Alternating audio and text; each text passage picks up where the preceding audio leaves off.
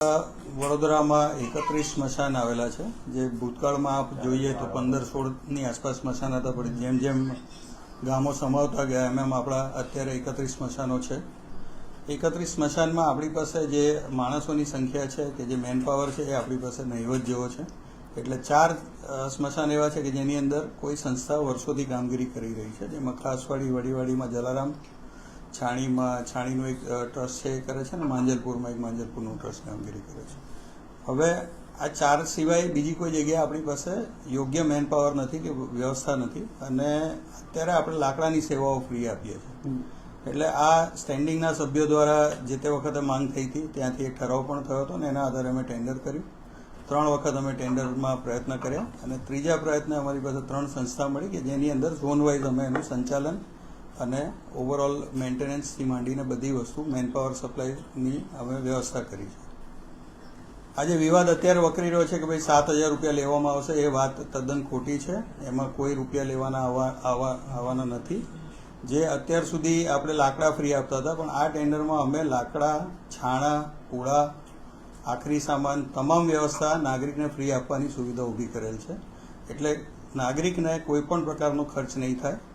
જે કંઈ ખર્ચ થશે એ સંસ્થા ભોગવશે, અને એને રિએમ્બર્સ કરવા માટે કોર્પોરેશન પાસે મૂકશે, જે અમે એને રિએમ્બર્સ કરી આપીશું દર મહિનાના અંતે. પાલિકા રૂપિયા ચૂકવશે સંસ્થાને. એટલે નાગરિકને જે આ ખોટી વાત ચાલે છે કે 7,000 રૂપિયા ચૂકવવાના, એ થવાનું નથી. નાગરિકે 1 પણ રૂપિયો કાઢવાનો નથી. એ ટેન્ડરની પ્રક્રિયા છે, એટલે વ્યવસ્થાના ભાગરૂપે છે. આમાં શું હોય કે લાકડાની વ્યવસ્થા છે, પણ લાકડા સિવાયની જે વ્યવસ્થા છે, જેમ કે પૂળા, એના આજે પણ લોકોએ પૈસા ચૂકવવા પડે છે, જે પૈસા હવે ચૂકવવાના રહેશે નહીં. એટલે સરકાર એની વ્યવસ્થાના ભાગરૂપે આ વ્યવસ્થા કરી રહી છે. એટલે જે વાત ચાલી રહી છે કે 7,000 રૂપિયા કોઈ લોકો પાસે વસૂલ કરવાના છે, એવી કોઈ વાત સાચી નથી. બજેટ આમાં અંદાજે જે અમારી પાસે ભાવ આવે છે એની અંદર મોટાભાગે 80% જેવી મેન પાવરની કોસ્ટ છે, કારણ કે દરેક સ્મશાનમાં અત્યારે માણસો નથી, પણ દરેક સ્મશાનમાં આપણી પાસે માણસ હશે. હવે જે વ્યવસ્થા ઊભી કરવાની છે થશે, સાફ સફાઈનું ધ્યાન રાખવામાં આવશે, બાકીની વ્યવસ્થાઓ જાળવવામાં આવશે, પ્લસ લાકડા આપવામાં આવશે, છાણા આપવામાં આવશે, આખરી સામાનનો ખર્ચ, એ બધું થઈને અંદાજે આખા વર્ષની 31 સ્મશાનની કોસ્ટ 10 કરોડની આસપાસ છે. એટલે અંદાજે 80 લાખની આસપાસ કોસ્ટ આવે 31 સ્મશાનની, જેની અંદર બધા લોકોનો ખર્ચો.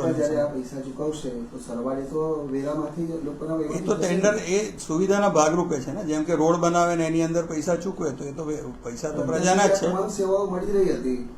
આખરી સામાનની સેવા નથી મળી રહી, છાણા મફત નથી મળી રહ્યા, લાકડામાં પણ ઘણી જગ્યાએ ફરિયાદો આવે છે. દરેક સ્મશાનમાં માણસો ઉપલબ્ધ નથી. જ્યારે કોઈ જાય છે ત્યારે વ્યવસ્થાના ભાગરૂપે તકલીફ પડે છે.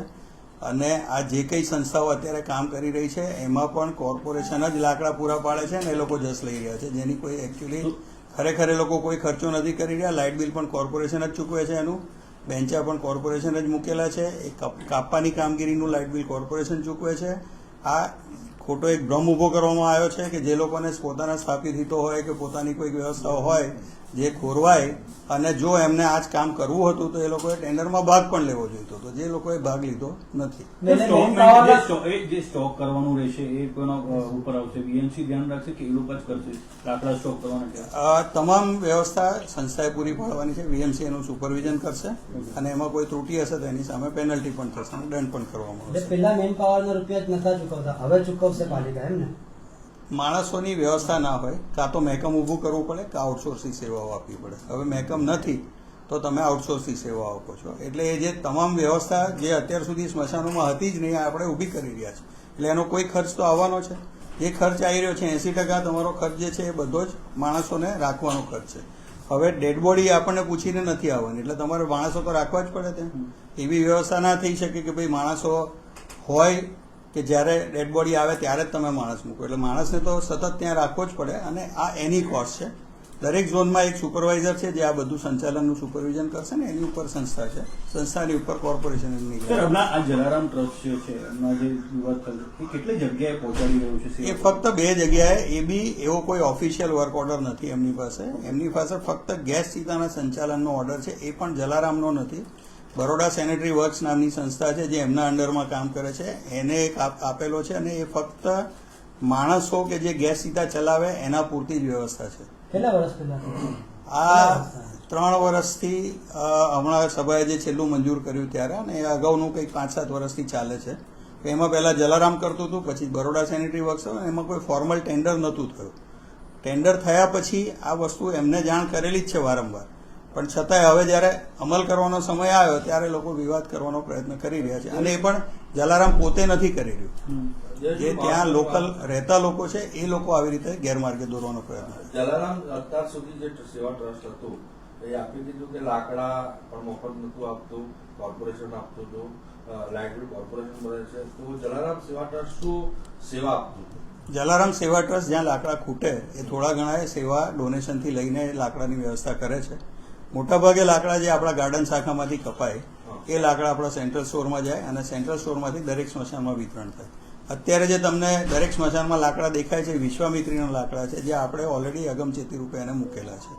આ સંસ્થાઓનો જે ભાવ આવેલો છે એમાં લાકડા, વેરામણ અને તમામ ખર્ચ સાથેનો ભાવ છે, એટલે એ લોકોએ વ્યવસ્થા પૂરી પાડવાની છે. એટલે સ્ટેન્ડિંગ કમિટી એવો ઠરાવ કર્યો કે જ્યાં આપણે લાકડા આપ્યા હોય એને ફક્ત 40 રૂપિયા પ્રતિમણ ચૂકવવાના, જે એનો મૂળ ભાવ 160 રૂપિયા પ્રતિમણ છે. એટલે લાકડાનો ખર્ચ એમાંથી બાદ થઈ જશે. એટલે જે આ 10 કરોડ છે એમાં બી 1 કરોડ ઓછા થઈ જશે. કઈ કઈ સંસ્થા આમાં 3 સંસ્થાઓ છે, મને એક્ઝેક્ટ નામ યાદ નથી, પણ 4 ઝોનમાં 3 અલગ અલગ સંસ્થાઓ છે. એક સંસ્થાને 2 ઝોન છે, નાના ઝોન છે, અને 2 સંસ્થાને બીજા એક ઝોન છે. જલારામ ટ્રસ્ટને રવાના કરી દેવાની છે કામ? જલારામ ટ્રસ્ટને કોઈ ઓફિશિયલ વર્ક ઓર્ડર અત્યાર સુધીમાં આપવામાં આવેલો જ નથી. તો આપને જો કદાચ કોઈ આપી શકતા હોય. કોરોના કાળમાં એ લોકોના કામને બિરદાવવામાં આવ્યા હતા, મુખ્યમંત્રી એમને સર્ટિફિકેટ આપ્યા હતા, તો અત્યારે બી એમને કોઈ કાઢી મૂકવાની વાત નથી. વાત એ છે કે ત્યાં જે માણસો કામ કરે છે એને આ સંસ્થાઓ પણ સમાવેશ કરશે જ.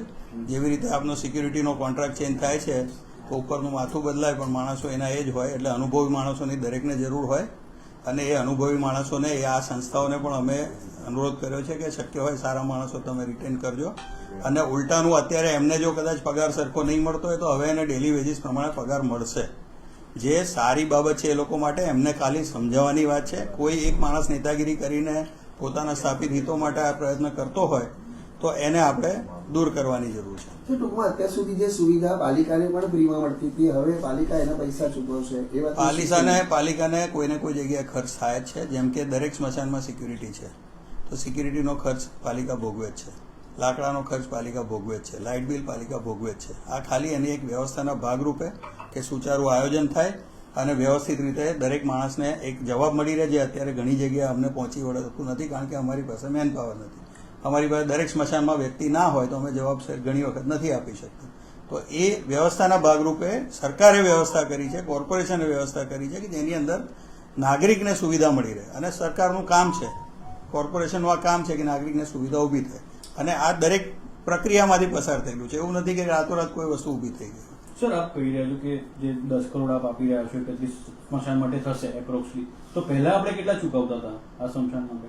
જે સ્મશાનમાં કોઈ મહેકમ જ નથી, કોઈ વ્યવસ્થા જ ના હોય. જ્યારે તમારા 15ના 31 સ્મશાન થયા હોય તો એ જે મહેકમનો ખર્ચ આવવાનો હોય કે જે વ્યવસ્થાના ભાગરૂપે કરવાનો હોય, એ કાં તો તમારે કાયમી મહેકમ ઊભું કરવું પડે અથવા તમારે આઉટસોર્સિંગની વ્યવસ્થા ઊભી કરવી પડે. એટલે આ એના ભાગરૂપે વ્યવસ્થા હવે છે. 10 કરોડ જયારે ખર્ચ થવાનો છે તો અગાઉ ખર્ચ કેટલો હતો? અગાઉનો ખર્ચ હું આપને ના કહી શકું, એટલા માટે ફક્ત સિક્યુરિટીનો ખર્ચ મારી પાસે છે, જે અંદાજે 3 કરોડની આસપાસ થાય છે. એ સિવાય ઇલેક્ટ્રિસિટી બિલને એ બધાના લગભગ 1.5 થી 2 કરોડ રૂપિયા થાય છે. એટલે 5-7 કરોડ રૂપિયા જેવો ખર્ચ જે ઓલરેડી થતો હતો, જે સામે નહોતો દેખાતો, એ હવે આના ભાગરૂપે અંદર આવીને થશે. એટલે 4-5 કરોડનો ખર્ચ બીજો આવી રહ્યો છે, પણ એમાં સ્મશાનની સંખ્યા બમણી થઈ રહી છે અને એમાં બધી જગ્યાએ વ્યવસ્થા ઊભી થઈ રહી છે. આપણે એવું કહી શકાય એટલે આ સંસ્થાઓ પહેલા થોડું બધાને પેટ થપ્તા આવતી હતી? એવું હું નહીં કહું. એ લોકોએ સેવાઓ પાડી જ છે પૂરી, જેટલી એમની કેપેસિટી છે એ પ્રમાણે પાડી છે. પણ ઘણી બધી વાતો એવી હોય કે જે જાહેર જનતાને ના ખબર હોય, આપના લોકોને ખબર ના હોય. એટલે આ હું જસ્ટ જ્યારે આ વિવાદ થયો છે તો આપણે એની સ્પષ્ટતા કરી છે. 7 તારીખે જે રીતે બીજી સંસ્થા પોતાનો કાર્યભાર એમાં લેવાની છે, એવા સમયમાં વિરોધ પણ સામે અત્યારે આવ્યો છે, તો એ પરિસ્થિતિને કેવી રીતે જુઓ છો? એ તો ટેન્ડરની પ્રક્રિયા છે, સ્ટેન્ડિંગ કમિટીએ મંજૂર કરેલું કામ છે. એના અમલ કરવા માટે અમે અમારો પ્રયત્ન કરીશું. અને જે કે એમાં વ્યવસ્થાના ભાગરૂપે જે લોકો અત્યારે કામ કરે છે એ મોટાભાગે બધાનો સમાવેશ થઈ જ જશે. એમની રોજીરોટી કોઈ છીનવવાનો પ્રયાસ નથી.